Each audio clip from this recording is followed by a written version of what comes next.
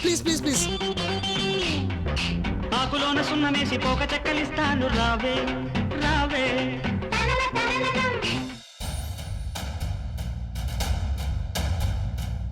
అంటే నువ్వే సంతోషమని నమ్మించాలనుకుంటున్నావు. అయితే చెప్పు, నీకేం తెలుసు?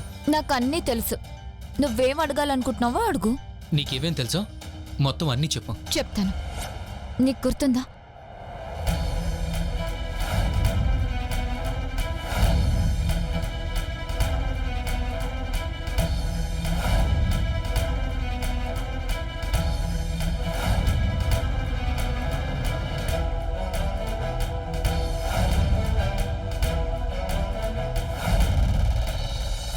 నీకు ఆ రాత్రి గుర్తుందా?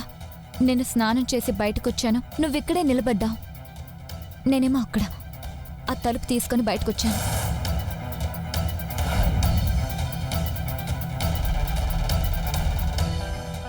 ఎంత రొమాంటిక్గా నా వైపు చూసావో. ఆ తర్వాత నా దగ్గరకొచ్చావు. నా చేయి పట్టుకొని నన్ను దగ్గరికి లాక్కున్నావు. అయ్యో, చాలా గుర్తొస్తుందా రాత్రి? ఛీ, ఏం మాట్లాడుతున్నావు అసలు? సిగ్గను పెంచడం లేదా నీకు? నాకు తెలుసు ధైర్య సార్ అలాంటిదేమీ చేయలేదని. నాకు తన మాట మీద ఏమాత్రం నమ్మకం లేదు ధైర్య సార్. మీరు కూడా తన మాటలు విని బాధపడద్దు. నీ పిచ్చి మాటలన్నీ పూర్తయితే వెళ్ళు. వెళ్ళిక్కడి నుంచి లీవ్. నేనెలాగో వెళ్ళిపోతానులే, కానీ నాకు ఆ నమ్మకం ఉంది. నేను చెప్పిందంతా విన్నాక నీకు నా మీద నమ్మకం కలుగుతుంది అనుకుంటున్నాను.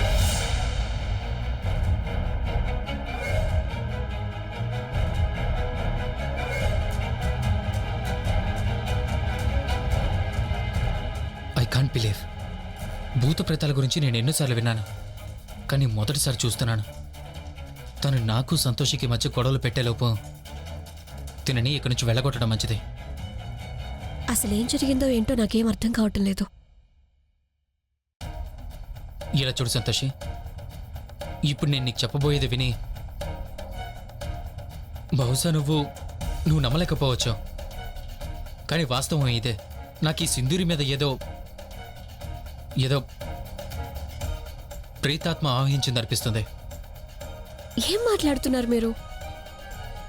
అయినా మీరెప్పటి నుండి భూత ప్రేతాలు నమ్ముతున్నారు? నాకు తెలిసి భూత ప్రేతాలు లాంటివే ఉండవు. అయ్యో, భూత ప్రేతాలు ఉంటాయి, నేను చెప్తున్నాను కదా.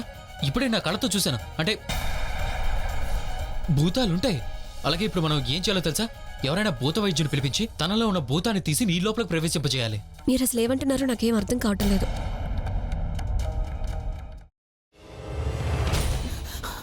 నువ్వు ఇంకేమన్నా చెప్పాలా? ఇంకేమన్నా అబద్ధం చెప్పాలనుకుంటే చెప్పేయి. నేను చూడాలనుకుంటున్నాను నన్ను మోసం చేయడానికి నువ్వు ఎంత నీచానికి దిగజారగలవు అని.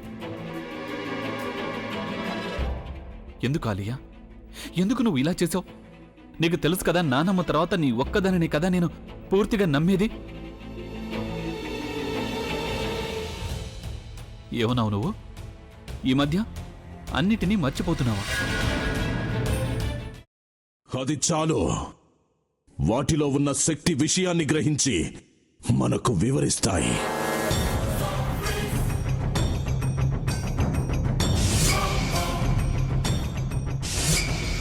ఎవరు ఆ దండ విప్పొద్దు, గది తలుపులు తెరవద్దు.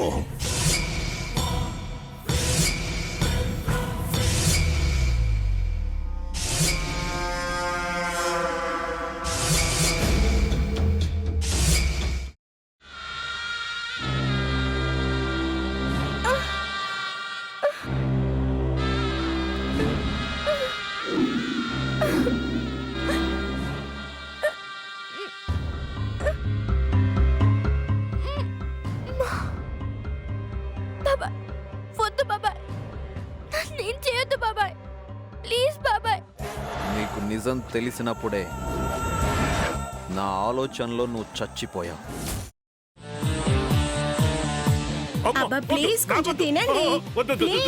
భీమారావు గారు, మీరా?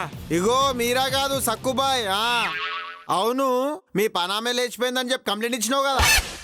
రేయ్, ఆయన కంప్లైంట్ ఇచ్చింది లేచిపోయిందని కాదు, కనిపించడం లేదు అని. అట్లానా? సరే మేడం. ఇడియట్. ఆ వంట మనిషి పేరేంటన్నారు? రత్తాలు మేడం. ఏం పెద్ద మంచి నీ వంట మంచిని కూడా మేడం అని పిలుస్తావా? రేయ్ హాఫ్ బ్రెయిన్,